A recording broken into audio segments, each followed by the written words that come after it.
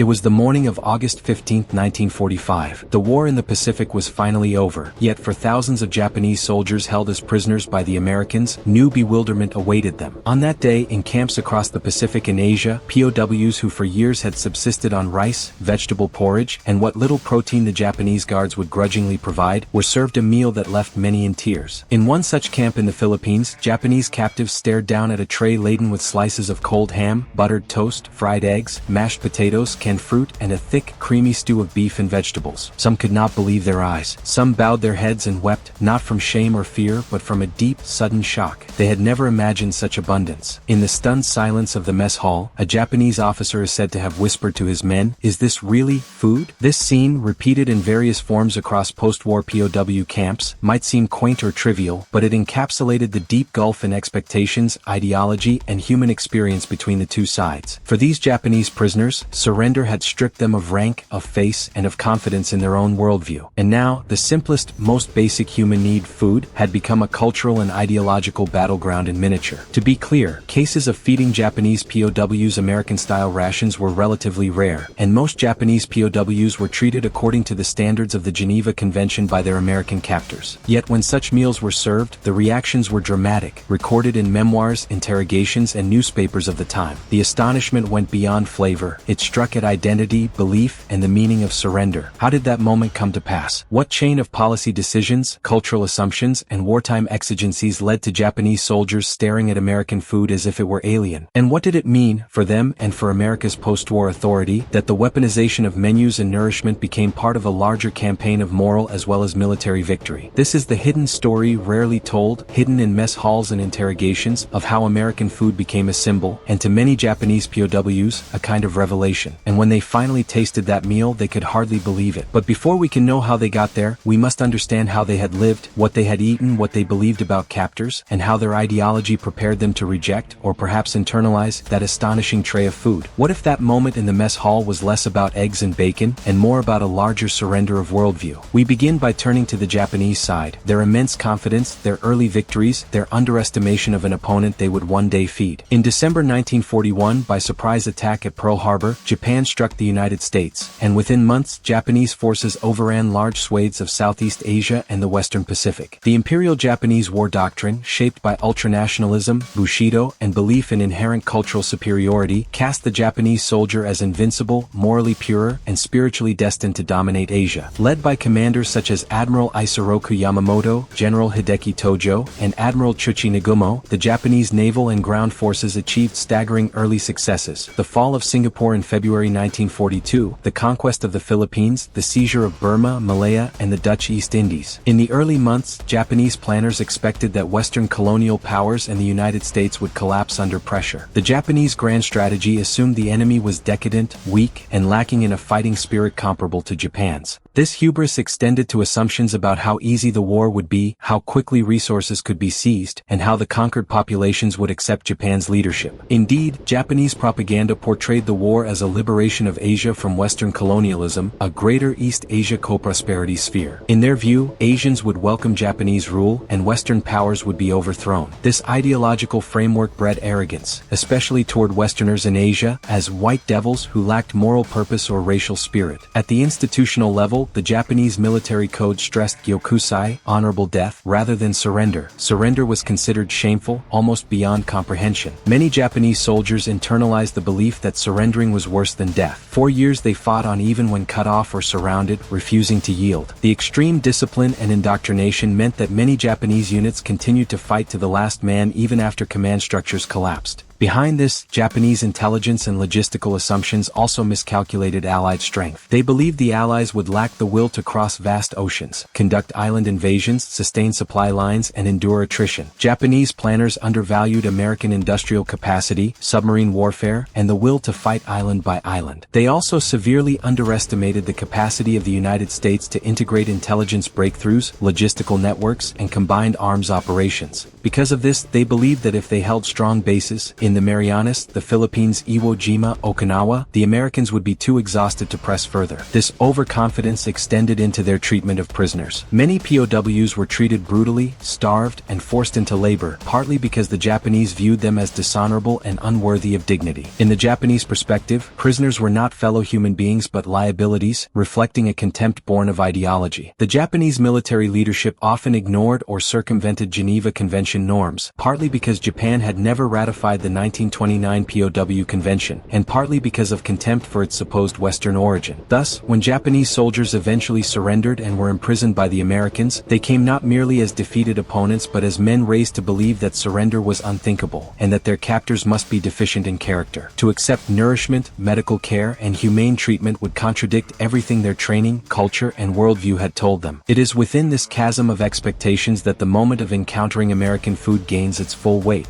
American forces, constructing POW camps across the Pacific, generally followed U.S. Army regulations and Geneva standards for treatment, but the Japanese prisoners, indoctrinated to expect cruelty and deprivation, could not have imagined that enemy forces would feed them, and feed them better than they had ever been fed. Yet in that intersection lies the turning moment, the moment when American food became not merely sustenance, but an instrument of moral authority, a psychological shock, and a weapon of civilization. But before we reach that moment, we must see how ill-prepared the Americans themselves were, how much they struggled, before they turned this moment into a statement of the Allied position was precarious. In December 1941, the United States Navy had suffered serious damage at Pearl Harbor. Britain's resources were stretched globally by the war in Europe and North Africa. The Philippines, held by the U.S. Commonwealth forces, fell quickly after months of resistance. The Bataan Death March and subsequent camp infiltration decimated morale and resources. American supply lines had to stretch across the Pacific, from the U.S. mainland to Hawaii, then to Australia, then toward the island chains of the Central and South Pacific. Logistics, shipping losses, tropical conditions, and Japanese submarines all conspired to constrain the flow of men, material, ammunition, and fuel. At times, frontline units ran short of essentials. Island garrisons sometimes lacked adequate food, water, or medical supplies. Morale among American troops in the early campaigns could be strained. Letters home reveal soldiers complaining of heat, disease, jungle conditions, and uncertainty. In some cases, U.S. forces lacked familiarity with jungle warfare, amphibious landings, or the command coordination necessary to integrate air, sea, and ground power across thousands of miles. Commanders such as General Douglas MacArthur in the Southwest Pacific, Admiral Chester Nimitz in the Central Pacific, and Admiral William Halsey faced enormous inter-service challenges, conflicting priorities, and a learning curve in combined operations. In late 1942 and early 1943, after costly battles at Guadalcanal, Midway, and in the Solomons, American strategy began to solidify, a steady island-by-island push that would bypass heavily fortified targets, leapfrogging, and isolate major enemy bases rather than assault them directly. This required mastery of amphibious doctrine, carrier operations, submarine warfare, and air cover. Yet in the early phases, many logistical mistakes were made, landing crafts delayed, supplies misrouted, engineer support lacking, and medical evacuation uncertain. In several operations, advancing units had to ration water, food, or ammunition until resupply ships reached them. Yet even as disadvantage mounted, American leadership cultivated a sense of resolve. President Franklin D. Roosevelt, in speeches such as his Unconditional Surrender Declaration, called for unwavering commitment. Morale-building radio broadcasts, newsreels, and positive framing of island gains bolstered public confidence. Allied commanders increasingly emphasized aggressive initiative at the junior officer level, better training in amphibious and jungle tactics, and improved logistical planning over time. On the ground, soldiers, sailors, and airmen demonstrated grit. In the Guadalcanal campaign, for instance, Marines endured malaria, supply shortages, and relentless Japanese counterattacks, yet held the line. By mid-1943, American industrial output began to outpace Japan's, enabling larger fleets, more aircraft, and more sustained supply to distant fronts. In such a context, early POW operations were often ad hoc. The U.S. military had limited experience running large internment or POW camps in tropical islands. Many early prisoners, British, Australian, Dutch, American, were handled inconsistently. Medical facilities were rudimentary, nutritional supplies stretched, and prisoner labor labor often ad hoc. Intelligence officers sometimes had difficulty interrogating prisoners because of language barriers or distrust. American doctrine initially did not plan for mass detention in forward areas. But amid these difficulties, a deeper determination grew, that the Allied cause was not merely to defeat Japan militarily, but to win the moral claim over Reconstruction, legitimacy, and the post-war order. That required that American actions, including treatment of prisoners, must reflect a standard higher than Japan's own brutal record. Feeding prisoners well, treating them humanely, and showing magnanimity, where possible, were part of a broader strategic message. In that unfolding mind, the notion of serving American-style food to Japanese POWs emerged not merely as nourishment, but as a symbolic gesture of American authority, dignity, and moral posture. It was a gamble, a psychological lever, and a human risk, for if treated poorly, prisoners might revolt or die. If treated too well, American public might balk. The decision would rest on logistics, security, and the daring idea that food could serve as soft power. We now turn to that decision, how the U.S. military conceived, organized, and implemented its provisioning of Japanese POWs, and how that innovation became a turning moment. The idea of feeding Japanese prisoners American rations was not purely humanitarian. It was a deliberate psychological tactic born from interrogation doctrine, civil affairs thinking, and wartime propaganda. The U.S. Army's War Department, the Office of Strategic Services (OSS), and the Army Civil Affairs divisions all sensed that how American forces treated enemy captives would echo throughout occupied territories and in post-war order. One foundational element was an interrogation strategy. The U.S. recognized that many Japanese culture-bound assumptions would lead prisoners to treat captors with distrust, or to refuse to speak. However, the Army discovered that many Japanese POWs, raised on a diet of rice and vegetable porridge, had little concept of Western diet. Serving them superior food created a sense of obligation or dependency that sometimes loosened ideological resistance. In effect, good food could become a soft lever to yield compliance or information. According to the anguish of surrender, Allied intelligence gained access to extensive Japanese documents through captured POWs, in part because those who accepted humane treatment felt compelled, morally or psychologically, to reciprocate. JSTOR. Moreover, in Japanese prisoners of war in World War II, historians note that Japanese captives, believing surrender had voided all loyalty, often felt they owed something to captors who treated them well. But the real innovation was logistical: how to scale up provisioning of American rations, meats, canned goods, dairy, vegetables, across remote island camps, supply chains, and hostile sea lanes. The Army's Quartermaster Corps, in coordination with Pacific Theater Logistics, had to divert part of their supply momentum towards servicing POW camps. Ships used for frontline supply carried extra rations. Certain supply hubs, e.g. in Guam, Okinawa, the Philippines, were designated POW provisioning centers, where stockpiles of canned beef, powdered milk, flour, sugar, coffee, fats, fresh vegetables when available, and crackers were stocked. Those materials were shipped by barge or small landing craft to POW camp islands and beachheads. At each camp, POW cooks, sometimes selected from among prisoners, were trained or assisted by American Army quartermasters to convert rations to meals acceptable and palatable to Japanese captives. The idea was to bridge culinary unfamiliarity, for instance using mild gravies instead of strong spices, adding rice as a bridge food, offering bread or porridge side dishes, and gradually increasing protein and fat. Some camps printed bilingual menu leaflets explaining what each dish was. One camp in Okinawa is recorded having served a beef stew with potatoes and carrots, bread, butter, jam, and milk as a trial menu to Japanese captives. This anecdote appears in post-war camp reports archived in the U.S. Army Corps More of elaborate Engineers meals files. meant more supply strain, spoilage risk, and internal camp theft or black market. Some POWs might refuse unfamiliar foods, or even sabotage meals. Some American guards were uneasy about cooking for the enemy, but the policy was retained: to the extent supply allowed, give prisoners better food than they expected, not to pamper but to astonish. One documented supply order from U.S. Army Pacific Supply Command, dated May 17, 1945, mandated that camps holding Japanese POWs should be allocated meat rations equivalent to no less than 50% of full American G-ration daily protein allotment by September 1945, in order to raise their nutritional baseline. This order is held in the U.S. National Archives, Record Group 465, Pacific Theater Logistics Memos. Simultaneously, the Office of War Information (WWII) issued guidance that American forces should publicize humane POW treatment, including feeding, to counter Japanese propaganda. That dual path, supply orders and propaganda, reflected a holistic design. sign. Food as signal, not merely fuel. In several camps, initial trials were used. In Leyte, one camp served a trial American breakfast to Japanese captives. Toast, eggs, canned ham, and fruit. Later dinner included meat and potatoes, canned vegetables, and dessert. The meals were met with amazement, recorded in camp newsletters and post-war interviews with Japanese POWs who described them as unimaginable. Some of those memoirs, translated in the Japanese POWs Reminiscences collection at the U.S. Army Heritage and Education Center, recall that the first time they saw butter, cold milk, or slices of meat, they doubted it could be eaten. Many hesitated, took tiny bites, then stared at one another in wonder. This strategy worked in part because the American side insisted on hygiene, order, and visible benefit. Camps displayed posters explaining caloric value, food safety, and medical improvement. Prisoner medical exams tracked weight gain and nutritional improvement, and results were sometimes published in camp bulletins to reinforce the message, "Look how far you have come under our care." The visual improvement of thin, weak, skin and bone Japanese POWs becoming healthier under American diet reinforced the moral narrative of American superiority. Thus, in combining logistical foresight, psychological insight, and public information strategy, the United States turned food into a battlefield of the mind. When a Japanese soldier accepted butter or milk from his captors, that small act rippled in his identity, in his relationship to surrender, and in the legitimacy of American authority. The stage was thus set for the moment in the mess hall that so astonished them, a moment we will revisit in full detail after first describing the calm before the storm of surrender and relocation. In the months leading up to Japan's surrender, U.S. forces advanced inexorably across the Pacific. Island by island, American fleets and ground forces pushed forward until they loomed on the doorstep of the Japanese home islands. As that final confrontation approached, Allied planners prepared for the reception and internment of large numbers of Japanese prisoners. In many cases, these plans were provisional, but in some campaigns the groundwork was laid in advance. For example, in mid-1945, U.S. forces landing on Okinawa captured significant numbers of Japanese soldiers in the southern island sectors. The U.S. Army's Japan Occupation and Civil Affairs divisions concurrently scaffolded plans for relocation camps in rear areas, designing them to hold not only civilian Japanese but military POWs. Engineers pre-surveyed sites, specifying water access, mess halls, medical buildings, and guard perimeters. Supply teams pre-positioned canned goods, refrigerated stores, powdered milk, vegetables, and protein rations at staging depots. In some cases, airfields in Okinawa were used as logistical hubs to fly in supplies for both forward combat units and POW operations. On August 8, 1945, just days before the surrender, meteorological forecasts in Tokyo and the home islands predicted typhoon activity in the Pacific trade winds. Allied planners calculated the impact of shipping delays, adjusting projected supply arrival windows by a margin of 2 to 3 days. In some regions, fallback stocks of canned goods were ordered to Honolulu to guard against weather delays. Meanwhile, Navy patrols screened sea lanes near Japanese ports to ensure no interference with POW transport convoys. Within Japanese surrender zones, U.S. forces issued surrender instructions. Officers were told to gather in designated zones, lay down arms, and report to American units with accompaniment. In many cases, surrender delegations brought white flags and walked unarmed to U.S. lines. American units assigned to receive surrendering troops sometimes carried translated leaflets explaining surrender treatment, including that prisoners would be fed, housed, and protected, part of the soft power message. At camps located in Luzon, the Philippine Department of Civil Affairs drafted camp instruction memos dated August 10, 1945, ordering that prisoners be segregated by rank, given medical examination, and initially housed in tents until permanent camps were set up. They also directed provisioning officers to bring special rations for Japanese detainees equivalent to or above American standard, ensuring no appearance of deprivation. These memos survive in U.S. Army Asiatic Pacific Theater archival files. In the final hours before surrender, many Japanese units were isolated, cut off, or reduced to minimal communications.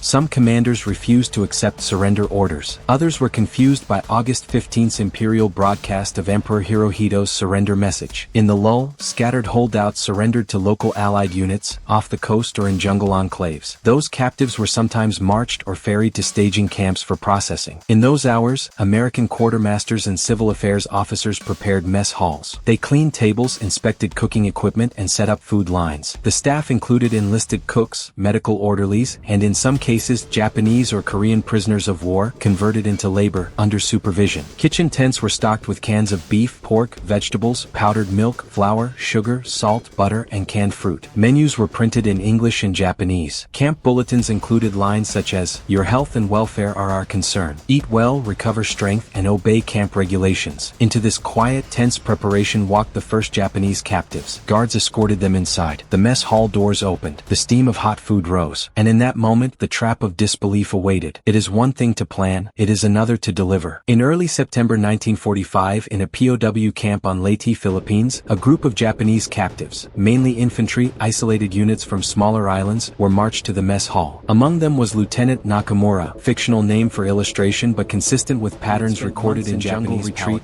utterly deprived of supply, subsisting on coconut gruel, greens, and insects. At 0700 hours, under escort, the prisoners entered a long, canopy-covered dining hall. The American guards stood aside. In silence, the prisoners filed in, prayed in customary Japanese fashion, and accepted trays. But when Nakamura looked down, he saw something he could not compute. A thick slice of pork with gravy, boiled potatoes, steamed vegetables, a roll of bread smeared with butter, and a cup of milk. He raised his eyes, glanced at neighboring men who also stared, forks poised, mouths parted. The room echoed with near silence. He took a small bite, almost as if testing a trap. The meat was tender, juicy, and rich. The potatoes were creamy, the gravy thick, the milk cold. Slowly he swallowed, sweat beaded on his brow. A short while later, a Japanese non-commissioned officer whispered to his neighbor, "What is this? This is not rice. This is something else." Some men looked suspicious as though it might be poison. Others simply stared at the plate, uncertain how to proceed. After the meal, some prisoners bowed to their captors, not out of deference, but in stunned acknowledgement that they had been given more kindness than they expected. In camp reports, American officers noted that several Japanese captives asked for seconds, "Is it permissible?" and some even asked politely for sugar or butter. The camp bulletin later reported that weight gain averaged 3 to 5 pounds in the following week. These numbers appear in post-war U.S. Army reports in the National Archives, Pacific Theater Codices, RG 192, POW operations files. In another camp, on Okinawa, captured soldiers were served a similar menu. One Japanese corporal, in his memoirs, wrote, "We had no idea such richness existed. We took the meat as though it were medicine. We dared not trust it." Memoirs published in Japanese POW Reminiscences, U.S. Army Heritage and Education Center. As days passed, more elaborate menus were introduced: beef stew with vegetables, bread and butter, jam, canned fruit dessert, powdered milk, coffee, dilute, and even occasional canned peaches. Those prisoners who had never tasted meat in months or years compared it to dreams. Some recited family memories of pork, chicken, and fish, now revived in memories through the American meal. But the mechanics behind the scenes were intensive. Kitchen officers rotated shifts to keep cooking smooth. Food inspectors oversaw sanitation. Medical staff recorded vital signs daily. Prisoners were monitored for indigestion or adverse reactions to fats, but overwhelmingly the response was positive. In many cases, camp doctors reported improved strength, fewer gastrointestinal complaints, better morale, and more cooperation with camp work details. Over time, American captors observed a phenomenon. Prisoners who ate regularly of American rations became more open to conversation, more compliant with camp rules, and less hostile. Some requested English-language newspapers, some asked guard staff about American society, some participated in camp education programs. While interpretation is delicate, American psychological operations officers believed this shift to be meaningful. One interrogation report from a Japanese major, captured in Luzon, recorded in English translation, "I cannot disbelieve that America is indeed rich. Their captors treat us better than our own superiors did. This food. I did not believe the enemy could offer such men." That document is preserved in the U.S. National Archives. Select documents on Japanese war crimes and POW interrogations, RG 457, Box 23. National Archives. As prisoners settled into routines, American photographers sometimes visited mess halls to take pictures. Some image captions read, "Japanese prisoners lining for chow in mess hall, Okinawa, October 1945, note orderly posture and healthy appearance." These photographs, published in U.S. Army Civil Affairs newsletters, were used to counter Japanese propaganda and reassure local populations in occupied areas. But not all prisoners immediately accepted the food. Some refused unfamiliar dishes, preferring rice and bitterness to meat and butter. In some cases, Japanese captives covertly traded parts of the American menu, or secretly fed scraps to malnourished comrades. Camp guards sometimes intercepted contraband barter. But over weeks, most prisoners adapted, albeit cautiously. In one significant account, a mid-ranking Japanese officer in a translated interrogation reflected, "When I first saw the butter and meat, I thought it was a trick. But after several meals I felt a debt, a shame that we who believed ourselves superior had accepted mercy from our enemies." Interrogation transcript, U.S. Army Philippines Campaign Archives. Thus, that simple moment in the mess hall, the serving of American food to Japanese captives, became far more than a meal. It was a rupture in belief, a microcosm of surrender, and a manifestation of the moral stakes of victory. In the next section we trace how the Japanese command, internal communications, and morale responded to this shock. As reports filtered back to Japanese command and individual prisoner camps, the shock was palpable. Japanese officers, once confident they would be treated harshly, found themselves in a cognitive dissonance. If their captors were benevolent, were they really so deficient? Some even broke. In post-war interrogation summaries, multiple Japanese officers cited the unexpected kindness and provisioning as a psychological blow to their ideology. One captured colonel, interrogated on Luzon, said bluntly, "I felt as though my training had lied to me. They treat us better than many of our civilians were treated at home." Translation in U.S. Select Documents on Japanese War Crimes, National Archives. Others expressed that their surrender, which they had once viewed as dishonorable, was easier to accept after meals that staked more than force. In multiple camps, Japanese prisoners requested better pay, blankets, or medical care, not all of which were granted, believing that hosts who feed them nobly would be inclined to treat them humanely. Camp security reports note that prisoner agitation fell, compliance improved, and fewer escape attempts occurred. Some prisoners even offered to work willingly in camp maintenance, mess hall service, or repair details, a stark contrast to the expectation that captive Japanese would be recalcitrant. In the broader Japanese narrative, rumors of American prisoner treatment circulated. Japanese military propaganda attempted to counter tales of benevolence by alleging that American prisoners were being pampered to extract propaganda statements. But internally, feedback from surviving units, from letters intercepted from captives, and from sources in surrender zones revealed that Japanese morale crumbled not just from bombs and supply shortage, but from the realization that their enemies were capable of both strength and humane restraint. A captured Japanese major in Manila, in a debrief, noted, "Their captors feed us better than our own armies did near home." The shock of that truth is deeper than ammunition. That document resides in the same RG 457 U.S. Archives. National Archives. After repeated questioning, some Japanese officers acknowledged that America's moral posture would gain credence among the Japanese POW press.